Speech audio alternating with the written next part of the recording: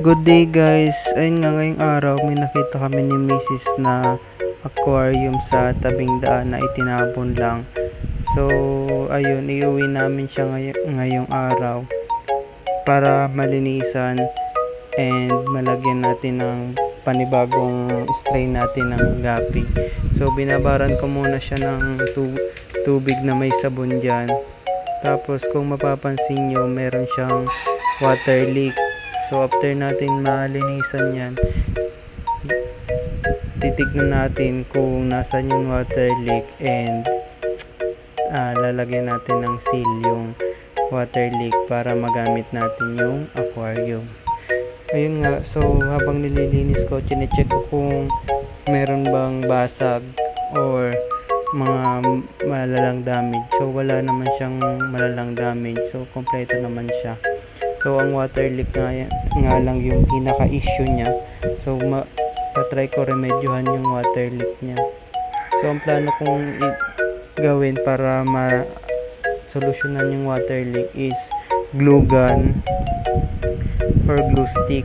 So try ko kung magiging effective siya sa glue gun. Sana maging effective kasi wala akong silicone ngayon. So nanood ako sa YouTube ng kung paano mag-repair ng aquarium.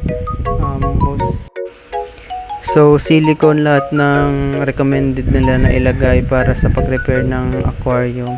So ako dahil wala akong silicone, try ko muna yung glue stick kung mareremedyohan natin siya, kung magiging effective ba siya. So dyan, bumili din pala ako ng mighty band para doble-doble yung nilagay ko dyan. So may mighty band din yung glue stick. Sana maging effective naman siya. So yan na yung naging finished product natin after natin lagyan ng glue stick.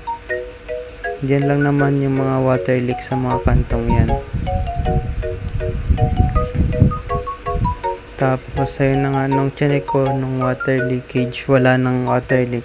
So ayun, nilagay na natin siya dyan sa ating patungan.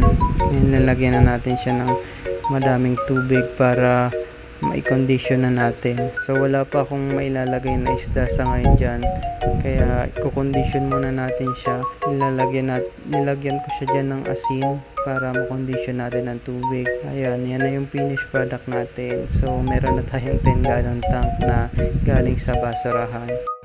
Please subscribe and follow para sa update kung anong strain ng gapi ang ilalagay natin dyan. Thank you very much guys. Bye.